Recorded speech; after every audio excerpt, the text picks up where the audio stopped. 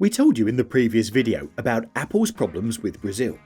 How Brazil's Ministry of Justice issued an order halting the sale of all iPhone models that are higher than iPhone 12 unless Apple will change its policy and include charges when selling. Well, now Colombia's government made the same move against Apple, and this is big news for the largest company in the world. Problem is that Ericsson launched a patent action against Apple in Colombia and several other countries. Because of Apple's continuing legal battle with Ericsson, a Swedish telecoms corporation, over 5G networks, a judge banned the import and sale of any of Apple's devices in Colombia. But what's worse, Colombia might not be the only country to do it. The situation gets even worse for Apple since iPhone 14 Plus appeared in Colombia, reportedly by the usage of questionable market moves. Despite the fact that there is an enormous chance that the model might not be repaired if something goes wrong, the price of the iPhone 14 is still extremely high in Colombia. Furthermore, Elon Musk and Mark Zuckerberg talked about Apple's problems and their issues with the way the company operates its business. This is a very interesting story, so let's start from the beginning. Apple indicated in a brief footnote in a recent press release that the iPhone 14 Plus will be available in Colombia later this month. And when contacted, Carlos Alote, Ericsson's Colombian counsel, was ignorant of the announcement. He said that it must have been a mistake, emphasizing that such an action would be in blatant violation of the prohibition. After Ericsson launched a patent action against Apple in Colombia and several other countries, a judge banned the import and sale of any of Apple's 5G devices in July. Although the network has yet to be installed in the nation, Ericsson wants Apple to pay for the usage of its patented 5G technology. It is requesting $5 per iPhone, but Apple has refused to pay. Colombia is now the only country that has banned Apple's 5G gadgets as a preventative measure until a final decision is reached. Ericsson said in its case against Apple that Colombia barely accounts for 0.2% of Apple's global sales. Nonetheless, the Swedish telecommunications giant insists on suing in Colombia as a preventative action that conveys a very powerful message in the legal discussions, according to Alote. Colombians could not purchase the newest iPhone when it was released internationally in August at Apple licensed stores, big gadget vendors, or carriers. The only other alternative was to buy one on the illegal market. According to buyers and dealers, brick-and-mortar retailers bring the phones into Colombia via highly paid smugglers. Some sellers offer US-bound Colombians up to $300 per phone to smuggle it into their luggage. The retailers believe that the increased costs reflect the cost of any risk they are taking, leaving customers paying significantly more and concerned that their new iPhones may not even operate on the Colombian telecoms network. According to a clerk from another phone store in Bogota who spoke on the condition of anonymity, some smugglers, often just regular commuters interested in the smuggling amount paid by shop owners, were asked by customs officials at the airport if they were carrying an iPhone 14 during the usual border checks. The clerk stated that none of the store's smugglers had their phones taken by officers. Uncertainty regarding the hazards associated with these phones is being utilized to explain the high pricing. The phone's basic model is offered on Apple's website for $799, but it costs 36% more in Colombia, about 5 million pesos, approximately $1,084. Because of the uncertainty, prices vary greatly between stores. One retailer may charge up to 600,000 pesos, about $130 more for the identical model as another. Meanwhile, Apple has appealed the judgment and, in the hopes of a better outcome, this time has secured certification for the iPhone 14 from Colombia's telecommunications regulator, a procedure that firms must go through before releasing phones to the public.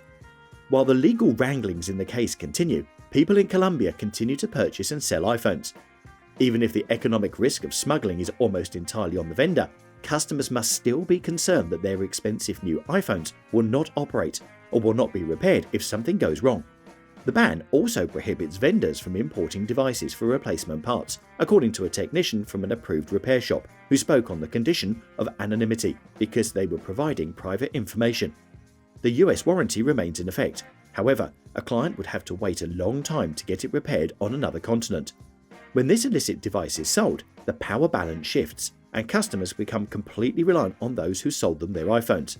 When asked how to have a new Apple phone repaired in Colombia, one retailer chose to be vague, saying that if you have troubles with your iPhone 14, simply bring it to him. He'll take care of it.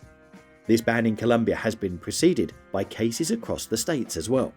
We should also mention that this is not the only problem for the company right now.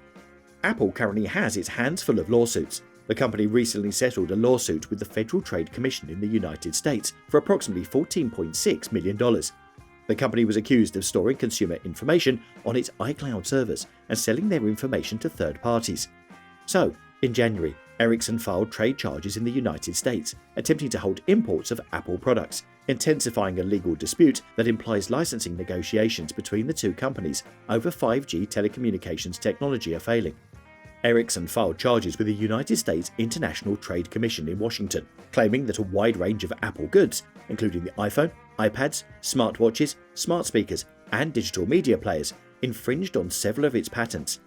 Ericsson also filed lawsuits in a West Texas district court, renowned for being favorable to patent owners, alleging that Apple products are infringing on its patented technologies without paying for them. Even before their license deal terminated in 2015, the corporations were suing one another. In October, Ericsson filed a lawsuit against Apple, accusing it of bad faith in discussions. In December, Apple filed its lawsuit, alleging that Ericsson was employing strong-arm tactics in negotiations. Since the previous deal ended and they were unable to reach an agreement on the conditions and the extent of a new license, Apple is now utilizing their technology without a license, according to Ericsson spokesperson Michaela Edemark. Ericsson is banking on its long record in telecommunications and crucial role in creating communications and streaming technology for phones and other devices. It has been a prominent player in standard-setting bodies, and the patents in the lawsuits encompass issues such as roaming, signaling, and system information transfer. According to the accusations, some of the patents in the cases are critical components of industry benchmarks for telecommunications, including 5G. Ericsson, located in Stockholm, claimed that it had met the board's standards to license its patents on fair and equitable conditions, but Apple has been deliberate and willful in utilizing the technologies without paying. In its December complaint, Apple said that while Ericsson is a smaller player in the latest era of mobile communications, it is seeking a sticker price of $5 per device, as if it is still the largest contributor to industry standards. Apple said it has always been prepared to pay a reasonable amount for the technology utilized in its products. It has sought a court to determine a global rate that would represent a fair price for Ericsson's standard essential patents. Ericsson has declined to negotiate reasonable terms for renewing the patent licensing deal, instead suing Apple all over the world to get exorbitant fees, according to Apple. Apple is not the most popular corporation in the world, for it is being criticized day in and day out for something or the other. Elon Musk blasted Apple for charging developers its App Store fee. In response to a tweet regarding the European Union's new antitrust complaint against Apple, the almost Twitter CEO stated that it is not okay. Musk responded to the tweet by saying that Apple Store is like imposing a 30% tax on the internet, which is unacceptable. Musk has been a vocal opponent of the App Store Commission from its inception. He expressed his displeasure with the App Store Commission, claiming that it is actually 10 times higher than what it should be. Last year, Tesla CEO Elon Musk came out in favor of Fortnite creator Epic Games in its lawsuit against Apple over rising commission payments.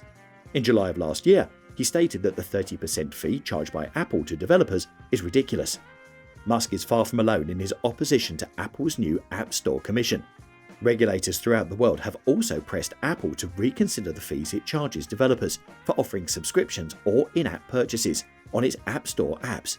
Back in 2022, the Cupertino-based tech powerhouse launched the App Store Small Business Program, which would decrease its fee to 15% for developers with yearly sales of up to $1 million across all of their products. The App Store's usual commission rate of 30%, on the other hand, remains in force for apps selling digital products and services and generating more than $1 million in revenue. Musk isn't the only CEO who has blasted the commission. Even Meta's Mark Zuckerberg stated in a company-wide conference in August 2020 that Apple has a grip on what goes on phones and levies monopoly rents that kills the competition in the App Store. His alleged statements came after Apple turned down Meta's request to decrease the 30% price for a new premium tool that Facebook claimed was designed to assist small businesses struggling amid the pandemic. A month later, Zuckerberg stated that Apple deserves scrutiny for how the App Store is operated. Plenty of developers, including Fortnite creator Epic Games, have also called out Apple's 30% commission over the years. That's it for today. Subscribe to our channel and hit the notification bell.